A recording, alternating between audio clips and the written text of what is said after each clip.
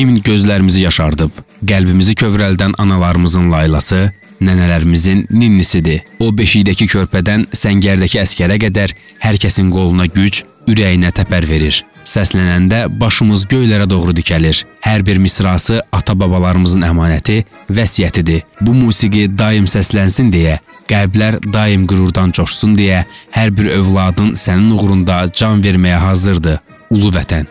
Qəmbərov Ramiz Buludoğlu 2 iyul 1962-ci ildə Şuşa şəhərində dünyaya göz açıb. Orta təhsilini başa vurduqdan sonra Sovet ordusunda hərbi xidmət keçib. Ordudan təxris olunduqdan sonra Azərbaycan İnşaat Mühəndisləri İnstitutuna daxil olur. Vətənin başı üzərində dolaşan qara buludlar gənc mühəndisi narahat etməyə bilməzdi.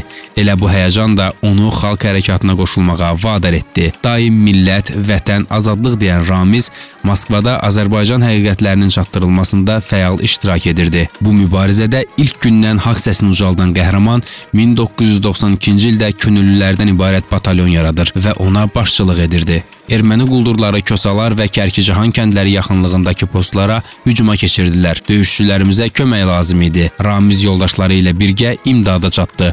Düşmənin 4 postu ələ keçirildi. Xeyli itki verən amansız düşmən isə bu şücaəti gənc komandirə bağışlamadı.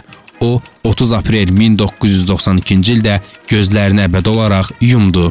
Azərbaycan Respublikası Prezidentinin 7 iyun 1992-ci il tarixli 833 saylı fərmanı ilə Qəmbərov Ramiz Buludoğluna ölümündən sonra Azərbaycanın milli qəhrəmanı adı verilib. Bakı şəhərində küçələrdən biri onun adını daşıyır.